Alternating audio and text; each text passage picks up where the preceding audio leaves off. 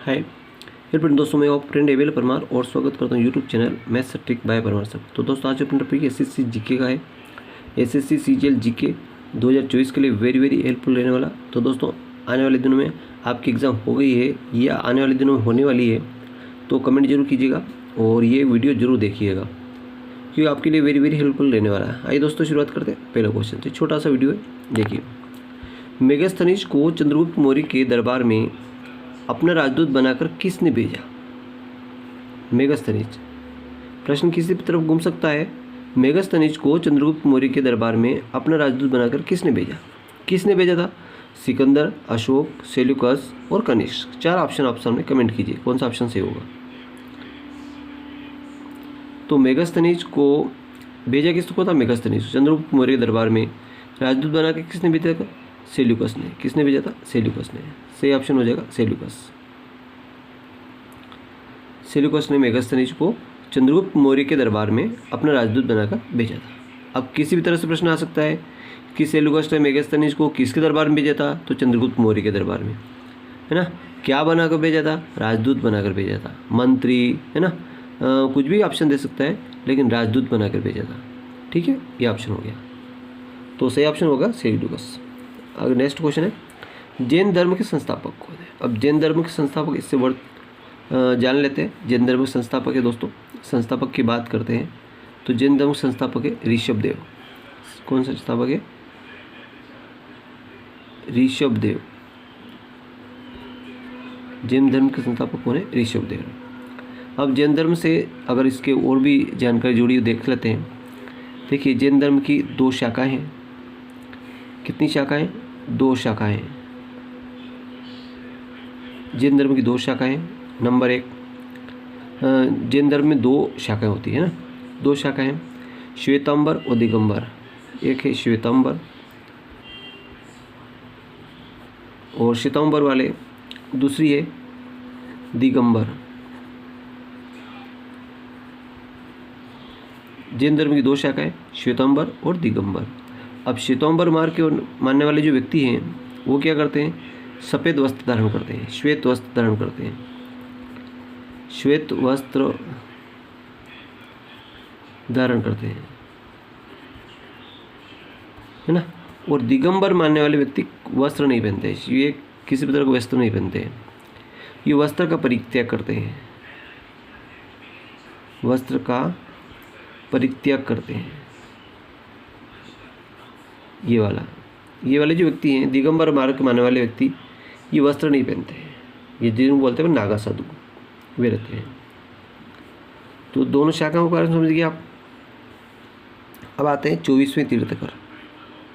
24वें तीर्थकर, जैन धर्म 24वें तीर्थकर कौन है? महावीर स्वामी। कौन है?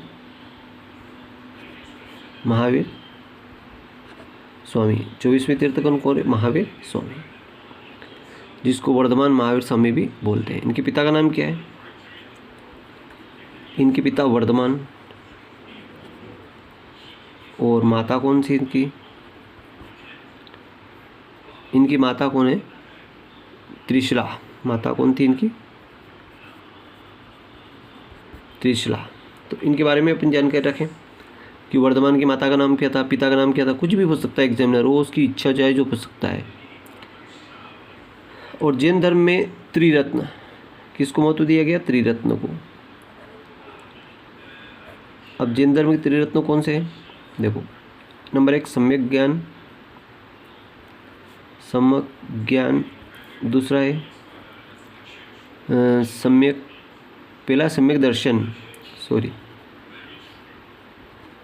दर्शन, दूसरा सम्यक ज्ञान, और तीसरा है सम्यक आचरण।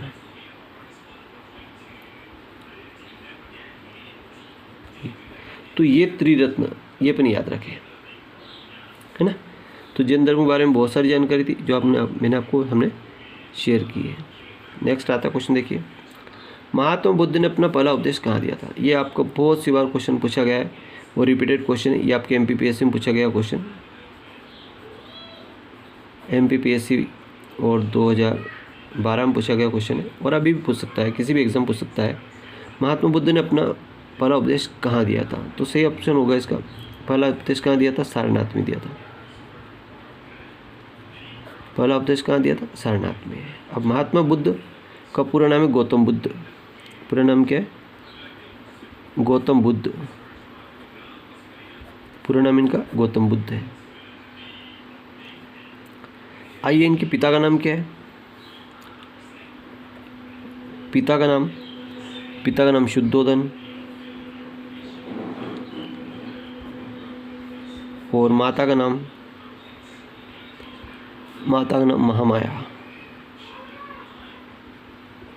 माता कौन थी इनकी? महामाया। और गौतम बुद्ध का जो जन्म है वो 563 ईसा पूर्व, यानी कि ईसा के पहले ना, कपिलवस्तु के पास लुम्बिनी गांव में हुआ था।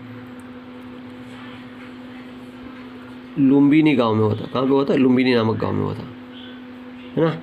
और 563 ईसा पूर्व लुम्बिनी नामक गांव में हुआ था।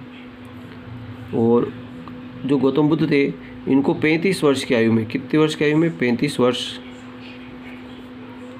की आयु में ये घर से निकल पड़े थे। 35 वर्ष की आयु में इनके लड़के का नाम सिद्धार्थ था और उनको पत्नी को उनको रात में खुला ही छोड़कर वो चले गए थे जंगल में और ज्ञान प्राप्ति के लिए चले गए थे, है ना। तो इन्हों को बिहार में कहाँ ज्ञान प्राप्त हुआ? बिहार में। ज्ञान कहाँ प्राप्त हुआ? बिहार। और बिहार के कौन से गांव में हो? उरुवेला।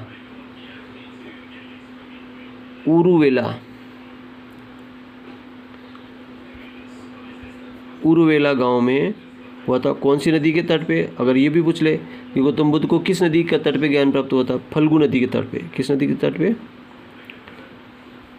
फल्गु नदी। ये भी याद रखें आप, के तट पर ज्ञान प्राप्त हुआ था। और अब कहाँ ज्ञान प्राप्त हुआ था? देखो, पीपल के वृक्ष के नीचे। पीपल के वृक्ष, और जिसे बोधि वृक्ष भी कहते हैं। बोधि वृक्ष भी कहते हैं। तो पीपल के वृक्ष के नीचे उन्हें केवल्य ज्ञान प्राप्त हुआ। कौन सा ज्ञान प्राप्त हुआ? केवल्य ज्ञान प्राप्त हुआ था। यानी कि इनको भगवान के दर्शन हुए थे, याद रखें। अब बौद्ध धर्म, गौतम बुद्ध यानी बौद्ध धर्म। कौन सा धर्म है इनका? बौद्ध धर्म। इसमें त्रिपिटक का संबंध किससे? बौद्ध धर्म से है। इसमें त्रिपिटक कौन कौन है? तो बुद्ध, त्रिरत्न इसमें भी है। त्रिरत्न, एक तो बुद्ध, एक धम्म और एक संघ। तो इतनी जानकारी अपन गौतम बुद्ध के बारे में रखें कि गौतम बुद्ध का जन्म कहाँ हुआ था? 563 ईस्वी पूर्व लुम्बिनी में हुआ था, है ना। इनके माता पिता का नाम शुद्धोधन, माता का नाम महामाया। 35 वर्ष की आयु में इनको ज्ञान प्राप्त हो गया था। गौतम बुद्ध पहला उपदेश कहाँ दिया था? सारनाथ में दिया था। ठीक है। तो इतने बाद उनको ज्ञान कहाँ प्राप्त हुआ? देखो, बिहार के उरुवेला और फल्गु नदी के तट पर हुआ था, किनारे पर हुआ था। पीपल के वृक्ष के नीचे, या बोधि वृक्ष भी कहते हैं। और केवल्य ज्ञान प्राप्त हुआ था। और बौद्ध धर्म से संबंधित है त्रिपिटक, त्रिरत्न, उसमें त्रिरत्न भी है, बुद्ध, धम्म और संघ। ये याद रखना, बुद्ध धर्म धम्म संघ, ये किस धर्म से संबंधित है? तो जैन धर्म नहीं, बौद्ध धर्म, याद रखें आप। जैन धर्म में अलग है और बुद्ध धर्म में अलग है। ठीक है। बढ़ते नेक्स्ट क्वेश्चन की ओर। भारत पर 17 बार आक्रमण किसने किया था? भारत पर 17 बार आक्रमण किसने किया था? तो मोहम्मद गजनवी। किसने किया था? मोहम्मद गजनवी ने किया था। 17 बार आक्रमण किए थे मोहम्मद गजनवी। भारत पर 17 बार आक्रमण किए थे। कुतुब मीनार का निर्माण किसने किया था? कुतुब मीनार सबसे ऊंची मीनार है, भारत की सबसे ऊंची मीनार है। और कुतुबुद्दीन ऐबक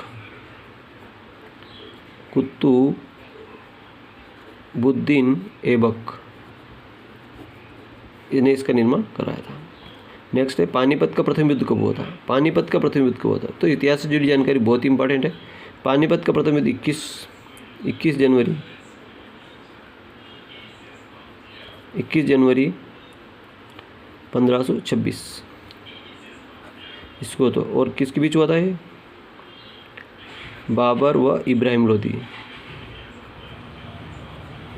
लोदी के बीच हुआ था। और बाबर की जीत हुई थी। जीत किसकी हुई थी? बाबर की जीत हुई थी और इब्राहिम लोदी की हार हुई।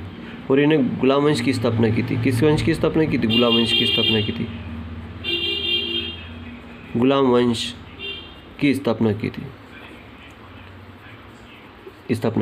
इतना और याद रखें। गुलाम वंश की स्थापना किसने की थी?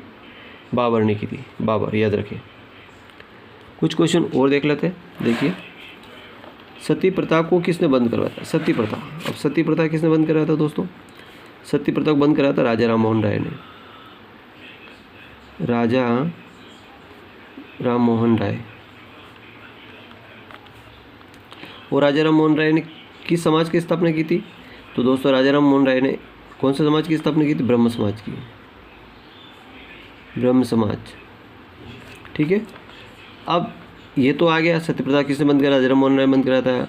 किस समाज की स्थापना की थी? ब्रह्म समाज की स्थापना की थी। लेकिन ये पूछिए कि वहाँ उस समय वहाँ का गवर्नर जनरल कौन था? किसकी सहायता से करवाया था? तो जनरल था उसमें उस समय लॉर्ड विलियम बेंटिक।